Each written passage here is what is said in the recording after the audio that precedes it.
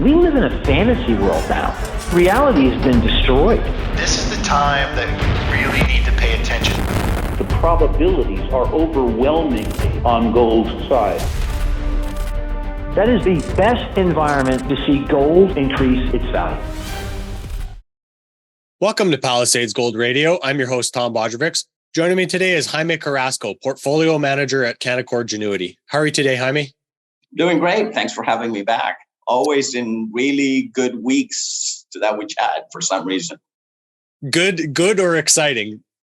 Exciting, because I've been preparing for the storm for a long time and it's here. Right? I don't think we can hide in much anymore. The volatility that is happening, and it's global. It's not regional. And that I think is important because it's something that I've been preparing for a long time. Right? Go back to 2008. One of the things I said back in 2008, in 2009, once they bailed out the system, was that they had transferred the debts of the losses of a sector, the financial sector, over to the government. So the next logical question was, they're going to blow up another bubble. But when that bubble bursts, who's going to bail out the governments? And that's what we're starting to see, that there is nobody to bail out governments. So if you look at what happened in England this week, what was the result? What was the catalyst for that? The fact that trusts lowered taxes created a problem with the currency. Well, that currency unpegging created a too much of a spread between the dollar and the pound, which would have generated margin calls. Well, the interconnectivity of the system is the problem, and it's showing within the fixed income market, right? And so I think those things are only getting worse. To me, what happened this week is no different than when Lehman started really blowing up, and those are the catalysts or the signals that says to me, okay, this thing's starting to go. Because don't forget that in the world that we're living in today, which is all interconnected, right? It's not just the UK or Canada or the US, it's all one. And that's the monetary system that we're in. We're living in a fiat system where nothing's backed by anything. So what that means is that currency itself is just debt with no maturity. So the rise of the dollar is just a reflection of what's happening in that bubble of currencies that are that are really liquidating, right? Look at, I keep reading all of these reports, how the equity markets have lost over 30 trillion up to now globally. Well, let's talk about the fixed income market, because this is different. In 2008, as the stock market was coming down, there were losses happening there, but the bond market was rising. So in essence, we had a transfer of assets from one to the other. What's happening now is that they're both coming down. And we should be very conscientious of the fact that we have both coming down. And because of that, this is different, right? That's why the rise of the US dollar is so important when you look at it from that perspective, because it's really money flooding out of both, right? And sitting in the US dollar, but the US dollar is just like I keep saying, is the best looking one of all the fiat and the last one to go. But we are at the end of the road. And at the end of the road, at the end of this race. And what was this race? Well, you had the euro, the yen, the dollar, all the currencies, and gold. What I'm amazed and very positive about is that if you look at gold in pounds this week, well, it's joined the race.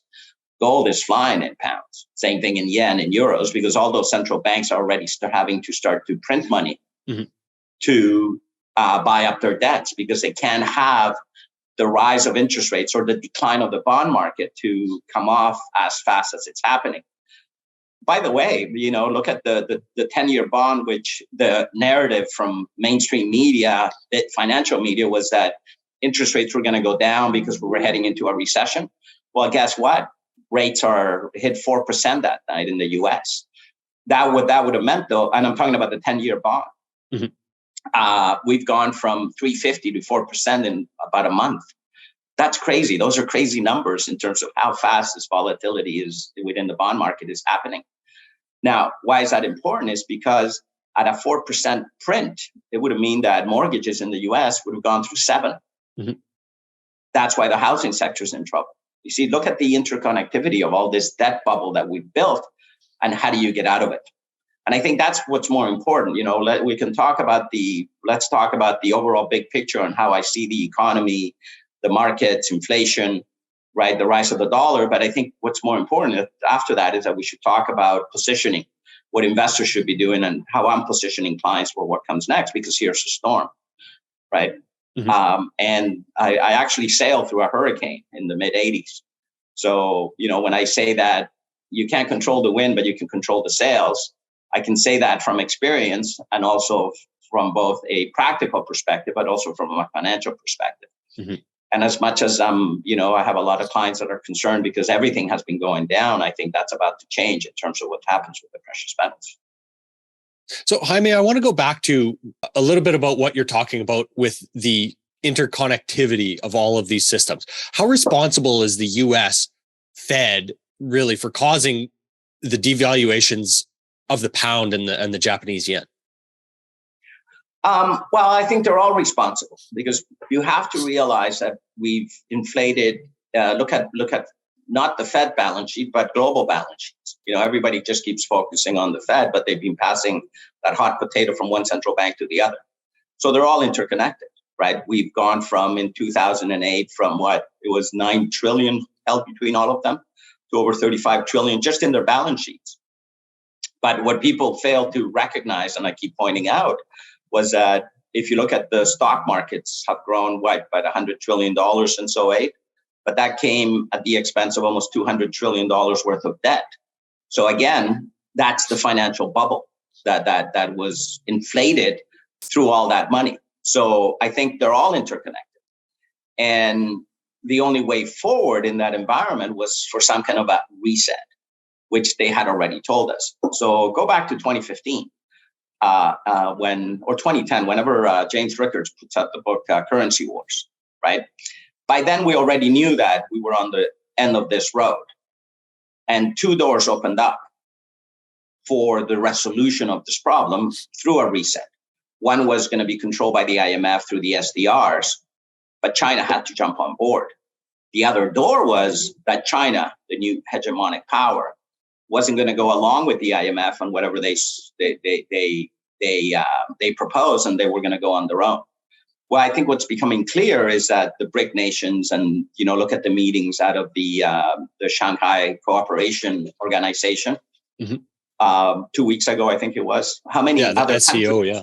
The SCO, and that isn't being reported. One of the problems today is that a lot of stuff isn't being reported. And as an advisor that's looking at the the global puzzle, I have to do extra work to try to gather information of everything that's happening, right? And you have all of these countries that are coming on board with the BRICS, right? An important election this weekend is Brazil. What's going to happen with Bolsonaro? Because if he's in, followed by the Chilean referendum of the no, where at least we're protecting mining assets, it means that Latin America, I think, is going to take a very strong shift over to Asia, because that's what Brazil wants. Bolsonaro under Brazil is 100% sticking it out with the BRIC nations. Mexico's looking at that. Turkey, the one European nation that is, I think, and very predictable, already setting itself up to jump out of that boat. Well, they've recognized that they've asked to join the SCO, right? Which makes complete sense because of where they stand at the center of Eurasia, right? Europe and Asia in terms of trade. So they want to be in that. So, you have a geopolitical shift that is occurring around us, but people are failing to recognize that, right?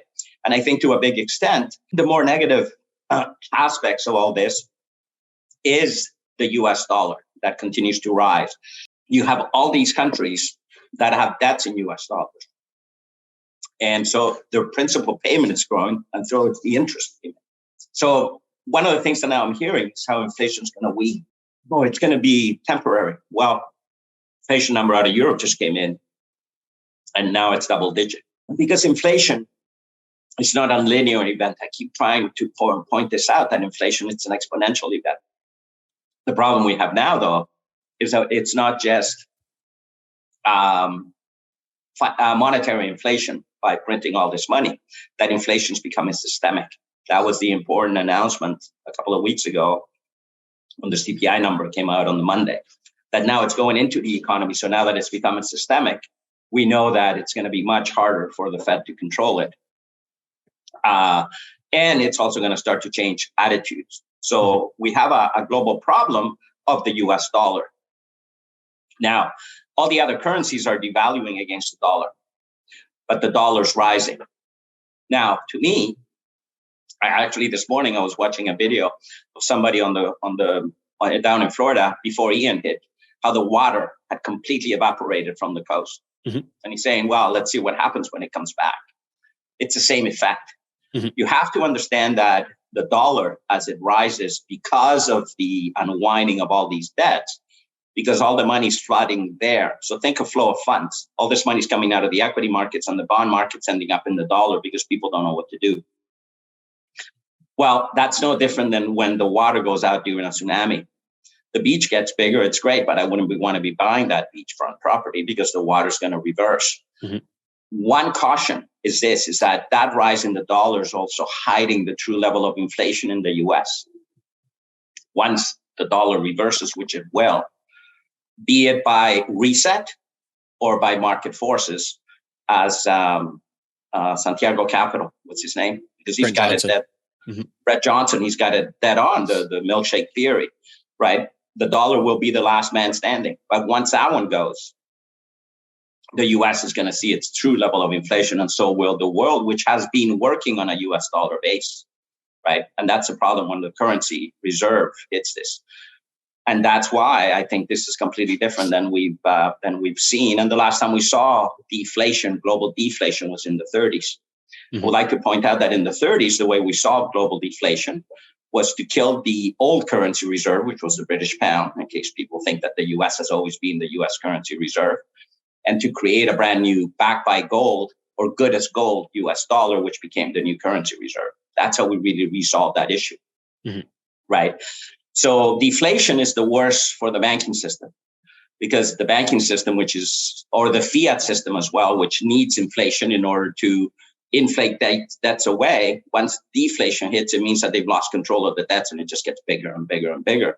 And so sooner or later, something has to be done.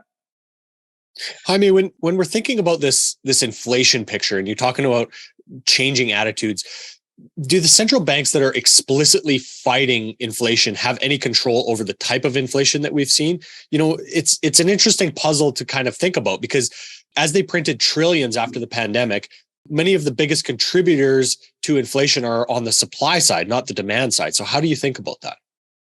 Well, first of all, think about the inflation from 2000 to 2020 to now. The global economy isn't picking up. There is no global demand. What that is strictly Friedman monetary inflation of printing money. Again, why did gold and silver are the only two assets that never inflated? We can worry about that later, but I don't think it's going to matter much more. But everything else has inflated. Copper, steel, everything, right? What's happening now that it's becoming systemic is that now one of the reasons why the CRB, which I think is the most important, the Commodity Research Bureau Index, is the most important thing to be looking at, and the 10-year bond, because both of those have been trading in tandem. Yields rising and the CRB increases since 2020. The fact that the CRB itself isn't coming down is important, because now we're starting to see the price of things starting to increase. You're starting to see manufacturers starting to adjust prices. You're starting to see it in your wallet, right?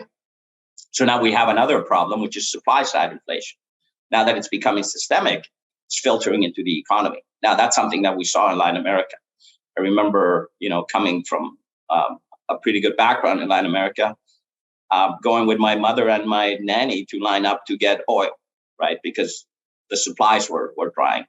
Well, that's happening in a lot of countries already, right? And I think it's going to come to us at some point, because now you're starting to see the cost of things starting to creep in. It's funny, I was out with a client last night and we noticed how expensive everything is in Toronto, right? We went just for two drinks and 2 drinks and fries sitting at a bar, and it was over $100. It was crazy.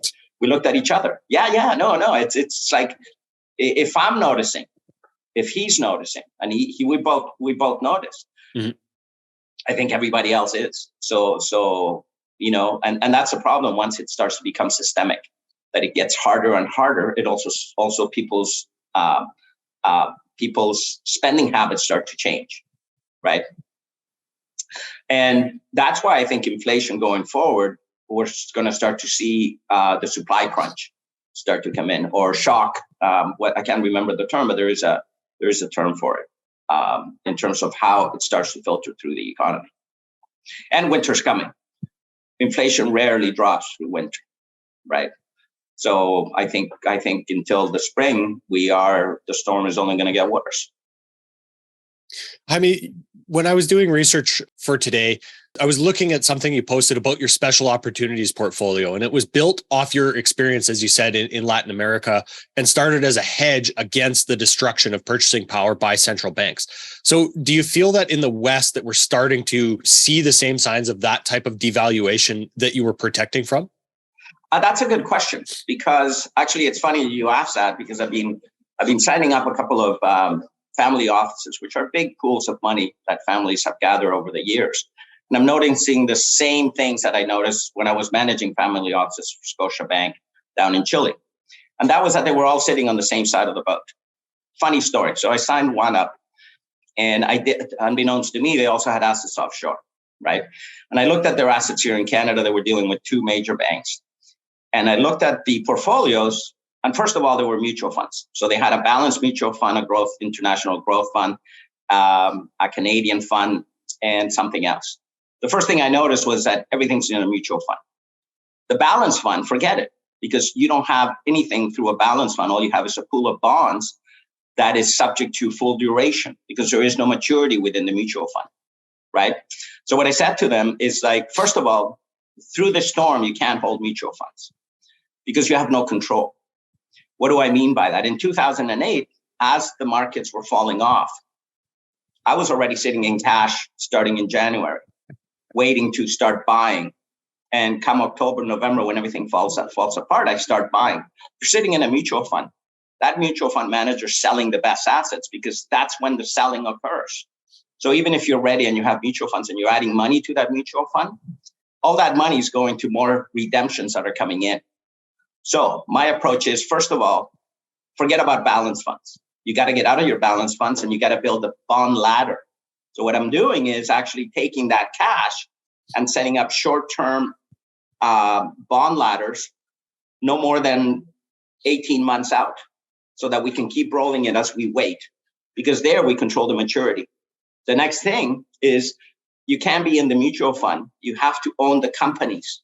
Mm-hmm. So now they own the pipelines, the utilities. They can see their actual companies that they own, even on a global basis, right? The Brookfields, the big pipelines, utilities, REITs, anything that's inflation hedge, food companies, as opposed to a mutual fund, which are also diversified into the tech, into everything, right? So one of the things is, as we sail through this, is you got to trim back your sails and make sure that your sail power, because you still need to move the boat through the water, is in the areas that are going to benefit. By owning the shares, you're getting that dividend. That dividend is coming to you. By having cash through the bond ladder, we also have the ability to be able to pick up more dividend as everything's falling apart. Let's not forget that in 2008, when the selling occurred, the big capitulation wasn't until December, right? When it was too late. And that's a problem with people, that they never, when it comes to, by then the storm is over you and you've been overwhelmed, right? Mm-hmm. So first thing is own your shares, set up the portfolio, raise cash. Now, the special opportunities portfolio is the 30% inflation hedge, which is the gold companies. Those have also come down. One of the problems that we've had over this year is that everything has liquidated, especially the producers, the gold companies. One of the things yesterday, that meeting that I had, was he's a CFO for a mining company.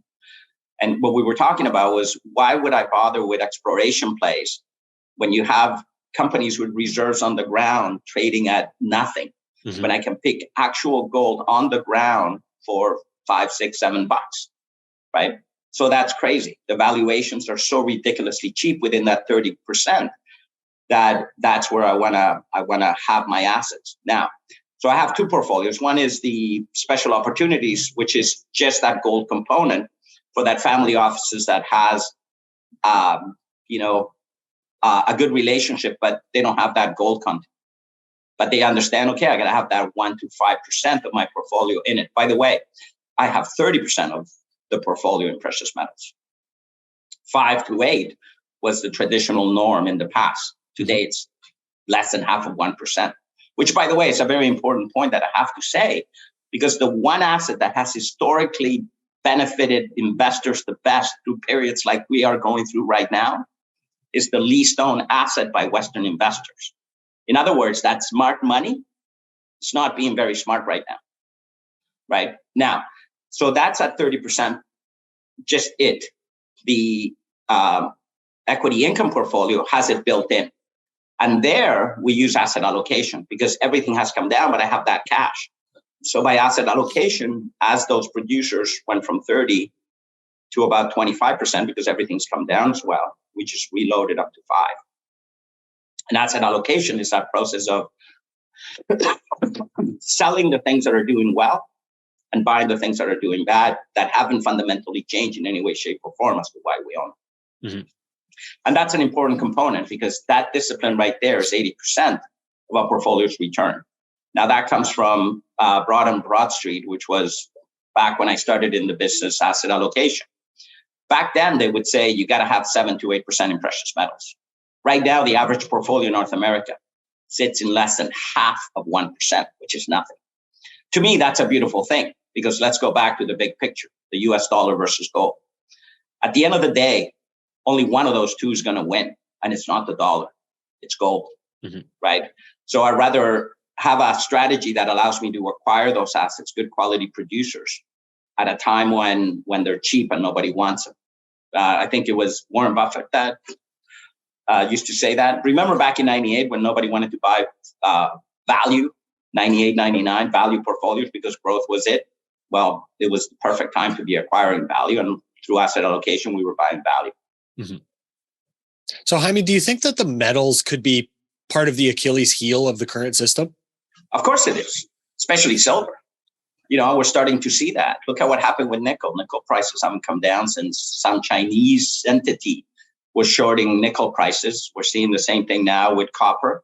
And I think silver is going to be the big Achilles here because we definitely don't have enough physical silver going forward. And now we're starting to see big premiums. Look at the premiums within.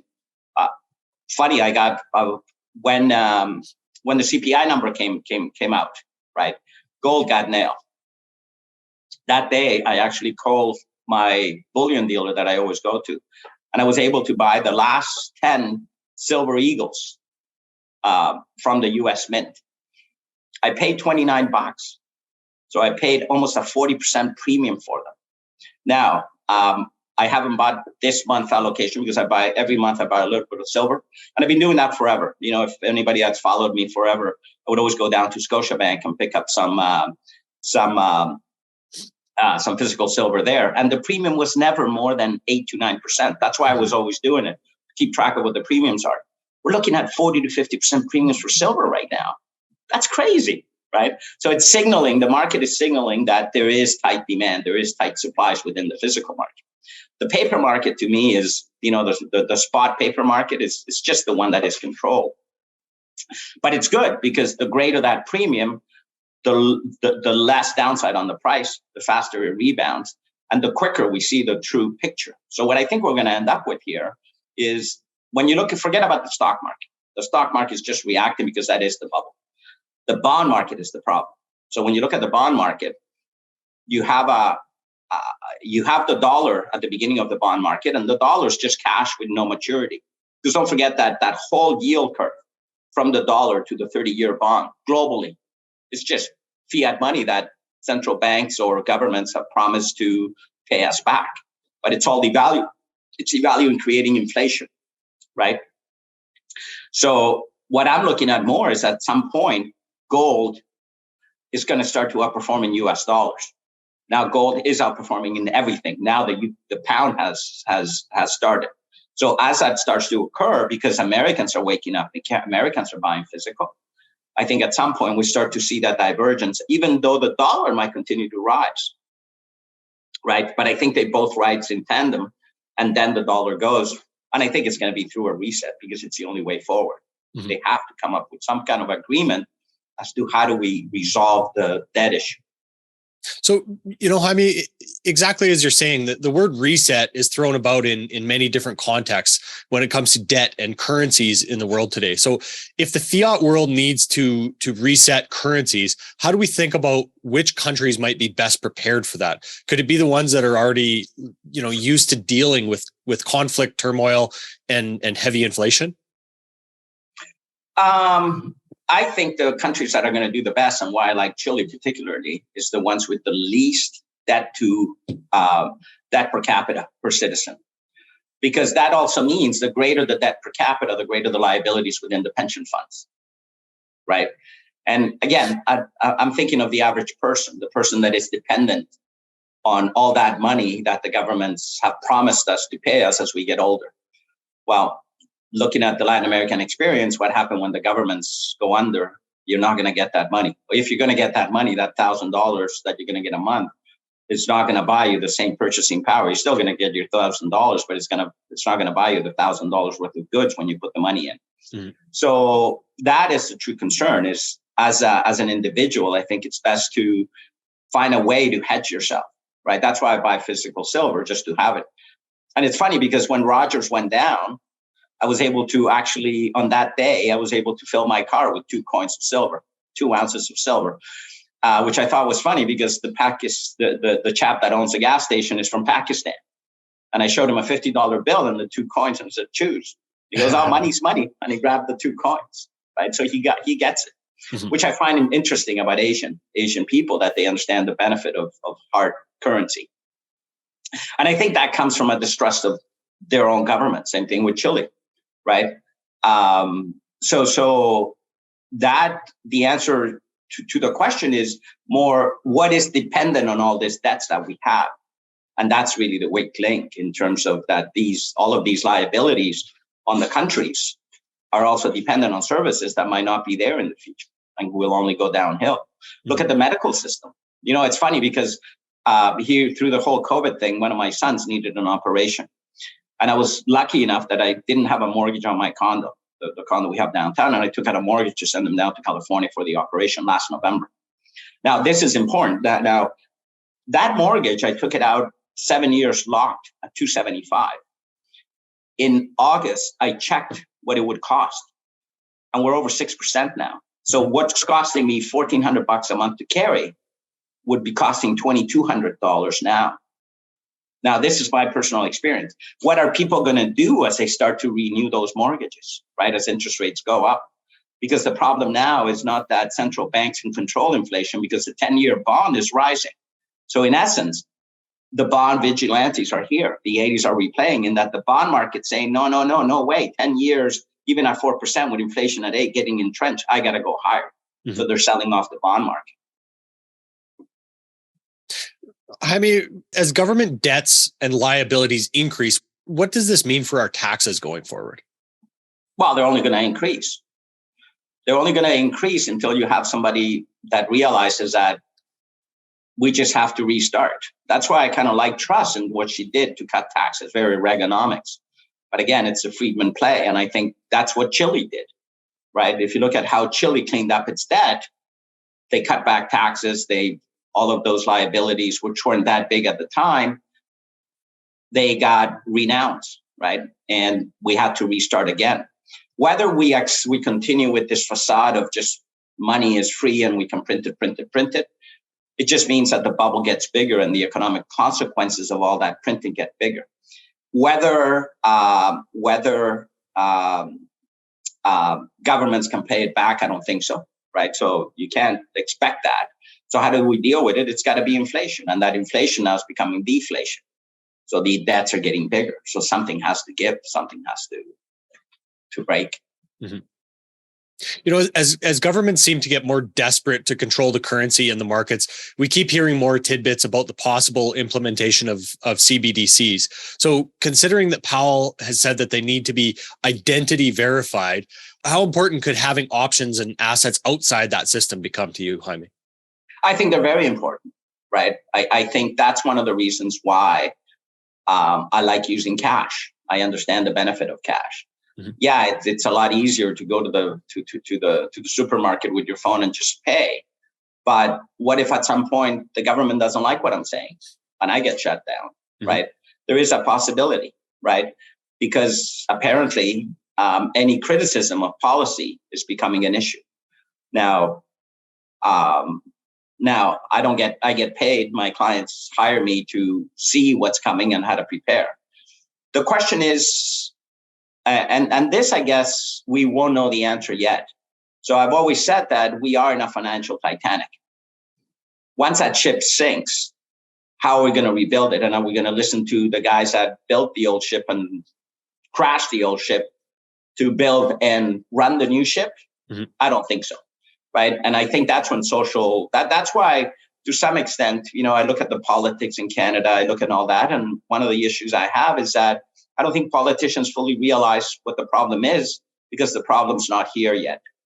So, I think it'll be the hard times that are gonna create the awareness of what do we have to do to rebuild, and we're not there. We're just in the process of crumbling, right? And because of that, that'll come later, and how people react. I know that. Look at Germany. We have that situation with the pipeline now. Whoever blew it up doesn't matter. I think what's important for people to understand is that it's highly inflationary. It's just another inflation catalyst. What I find amazing, though, is that within Europe itself, you already have people saying, okay, this isn't working. We need to do something. But yet you have a status quo power structure that is trying to hold people together, within that structure.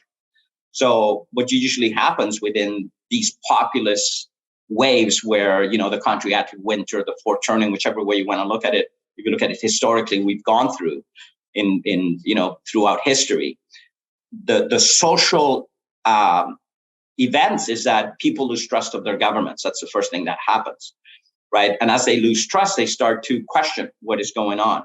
And then the new leaders arise on how to fix it. So that process is just beginning. But again, I'm looking at the being ahead of that curve and is the financial aspects of that process, which always repeat.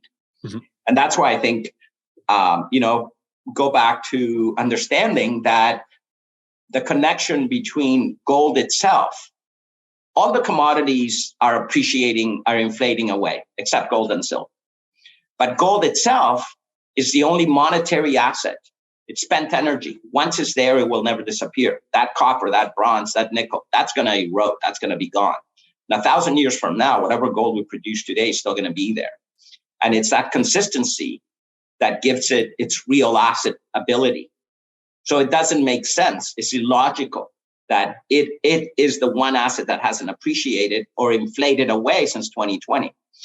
Now, go back to 2017. Terry Duffy, chairman of the COMEX, when he warns that, hey, if you look at inflation right now, gold's trading at 1,200. He says, if you look at inflation right now, gold should be somewhere around 3. And if you look at what's going on around the world, it should be around 5. Well, that was 2017. 2019, 2020, gold's still at $1,900. If it had appreciated and inflated away, it would have got up to about close to 5,000, but it didn't. It doesn't matter. It just means that its ability to inflate, it doesn't mean that it's never going to happen. It only means that the actions by which have not allowed it to inflate in the paper market, those forces are just getting bigger, which means that once it unwinds, it just goes higher. What I, as an advisor, have to do is have the wherewithal to be able to use rational investing capabilities to work within an asset allocation model. Unlike an idiot, keep saying, no, we got to hold on. Because unless it's really different this time, and I really don't think so, I think it's way bigger, gold is going to pay off great. And by the way, central banks aren't selling, they're buying. So, and the wealthy are buying, right? So, yeah, I think it's great. And the other thing that I find very, very positive to my stance, because I come at it from the fixed income side, guys like Goodlash, Ray Dalio, all the big bond managers are also jumping on board with gold because they understand one thing, that gold is the only asset, as JP Morgan said, that is real money, that is nobody's liability. Everything else, all this credit, all this facade is based on debt. Here I am sitting in Toronto and I see more condo buildings popping up. Well, guess what? We haven't paid for them. And the money for which we think we're going to pay for is devaluing. How do you reset that inconsistency? throughout history, that's what gold does.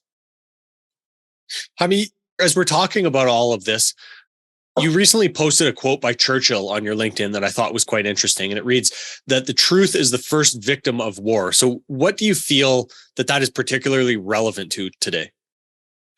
Well, to everything. It's like, who are we going to blame for the pipelines next, right?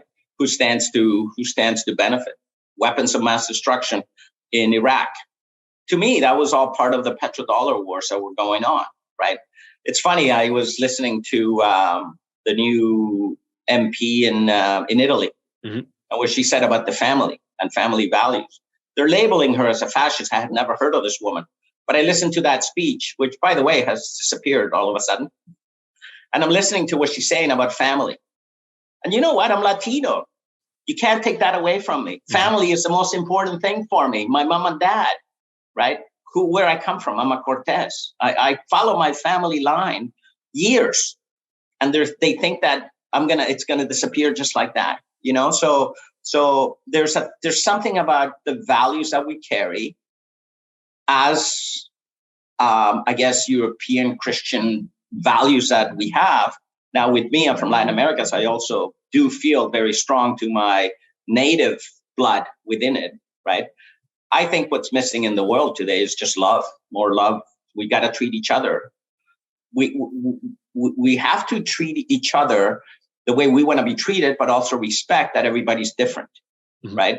Go back, it's funny because I used to be friends with somebody from the CBC that ended up in Afghanistan and was doing all kinds of reports on democracy in Afghanistan. And my point to her was, that's great, but is that going to work that we're going to teach a sectorial society about democracy, where for us, democracy was an evolutionary step that took 500 years to develop as we came out of the Middle Ages and the Renaissance and all of these, the thinking that went behind it. Well, that's not something that you carry in a bottle and you sell. That takes years to develop, right? So one of the things is, are we going to change Afghani culture? Are we really going to change Pakistani culture, Islamic culture? I think that we have to take a different approach in terms of understanding our differences and how do we interrelate to everybody. And to some extent, what is positive about the storm that we're heading is that now that we're truly a global world because we are so interconnected.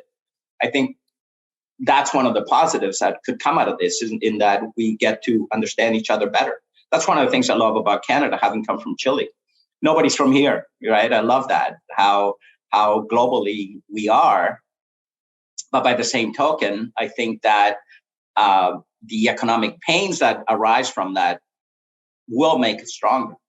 Because again, one of the things I noticed in Chile, as Chile and Latin America went through its bubble burst, all of a sudden the family became important again. Those values, you have to go back and, you got to move in together because you can't afford to rent. I don't know how people afford rent here in Toronto. We've seen that in Collingwood, where restaurants can't hire waiters because they just not paid enough to pay the rents up in Collingwood, right? So, all of those disconnects need to clear up, and that's a hard process. Yeah, seems like there's a lot of friction within that system to correct those issues, but as you say, it's going to happen one way or the other. Correct, right? So whether we do it by